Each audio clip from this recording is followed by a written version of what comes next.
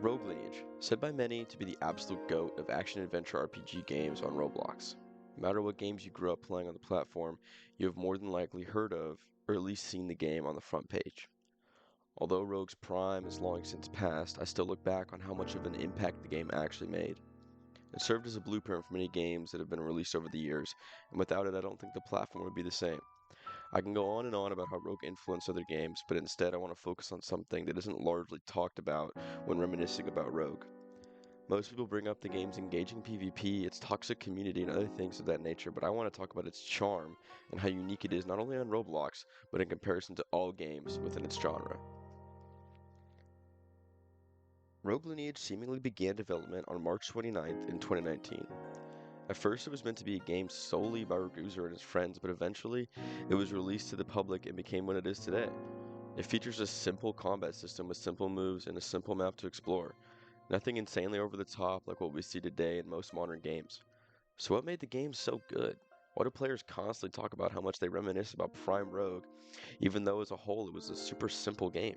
Was it the simplicity that caught everyone's eye? The uniqueness of class-based progression and the exhilarating combat and encounters? Is it all of those things together? Who knows?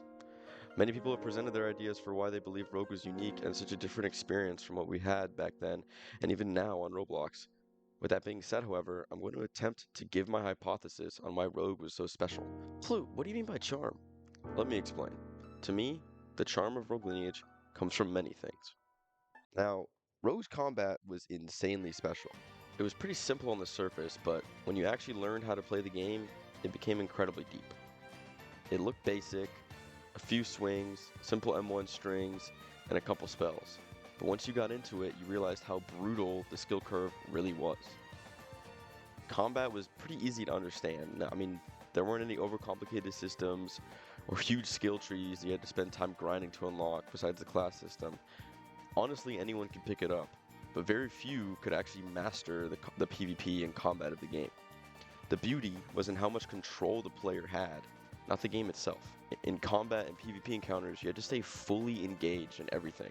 You had to stay incredibly focused. You couldn't just autopilot and click and parry and do whatever you want like a Deep Woken. You had to have constant awareness.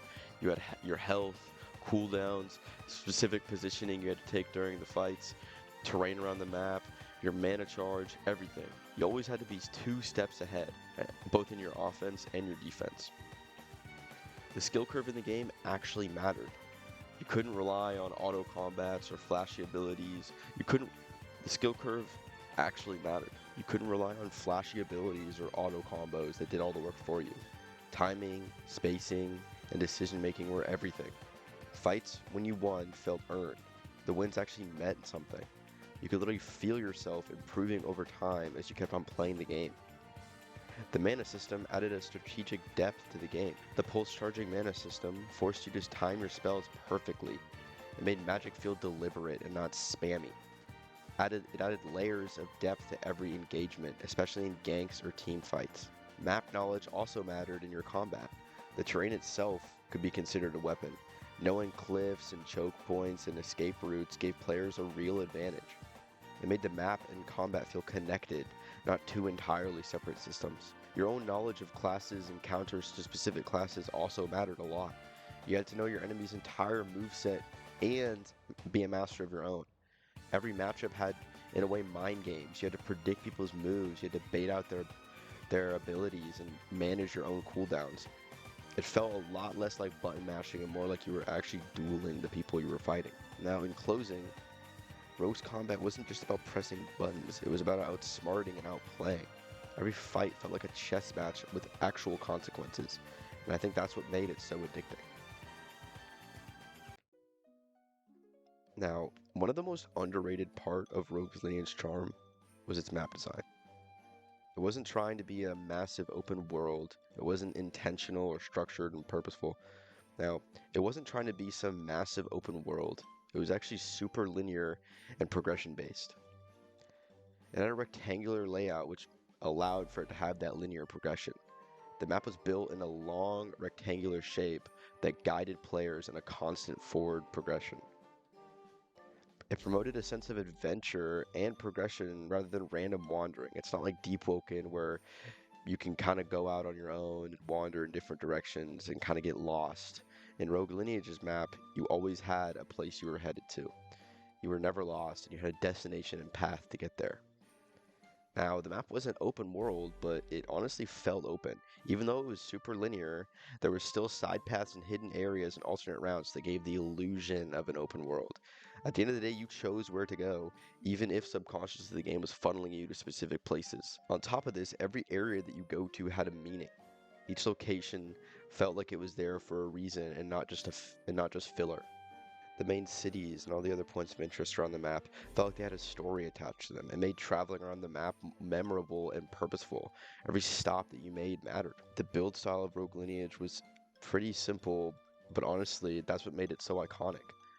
It had a basic blocky architecture that made it timeless and recognizable and easy to remember and navigate. It didn't rely on giant, flashy structures, it relied more on atmosphere and design.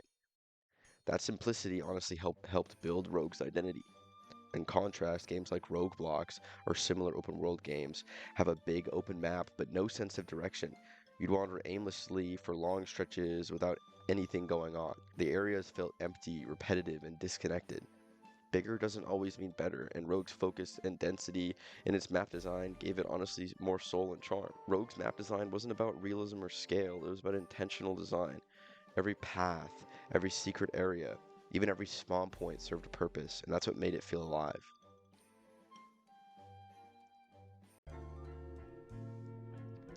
Another big part of Rogue's charm wasn't even the game itself, it was the community. Rogue's player base was chaotic, secretive, toxic, helpful, loyal, all at the same time. It was incredibly messy, but in all honesty, that's what made it real. Early Rogue was full of mystery. Information back then was your main source of power. How to get classes, where artifacts spawn, secret requirements, all was guarded by main groups and houses and specific people. Knowledge wasn't shared freely, you had to earn it, either through paying the person, through trust, exploration, or maybe making an alliance between your house and their house. That sense of mystery made every discovery feel legendary. You would go into the Discord, maybe tell a few people, word would get out. It gave everything a lot more meaning. Information back then was sort of a currency, you know. Knowing a class requirement or a secret route made you valuable. Entire houses would protect or trade information. It gave the world a living, breathing hierarchy. Knowledge back then was honestly a status symbol. That's something you don't really see in modern games anymore. Whenever a game comes out, YouTubers instantly release tutorials that reveal all the game's secrets, and all of the game's content becomes way more accessible. Now, because of that, and the information being released, Rogue kind of evolved from a mysterious game to more communal. Everyone could progress, and that early hidden knowledge era sort of gave it a mythical reputation in comparison to other games. Now, player interactions defined your experience in Rogue. You never knew what kind of player you'd meet. Some were kind and genuinely helpful, and they would guide you and form friendships. Others would gank you and grip you on sight without any hesitation or mercy. I still vividly remember my first time playing the game. I walked into Renova and instantly got gripped by an Ultra Oni. But in all honesty, seeing its movesets and the aura that this person had made me hooked on the game. I saw it and I was like, dude, I need to get that. I need to get that class, whatever that class is. That sort of unpredictability in player interaction made every interaction you had in game not just different, but like thrilling, you know? Like you would walk up on someone and you wouldn't know what this person was going to do, how they were going to act. It always kept you on your toes. On top of this, every progression you made felt personal. No two runs were ever the same because people changed everything. The people you encountered changed everything.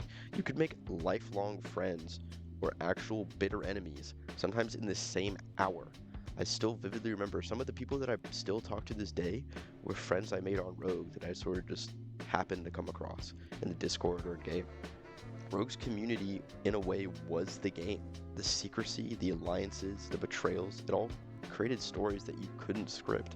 The human unpredictability gave Rogue its charm because every player made the world feel alive.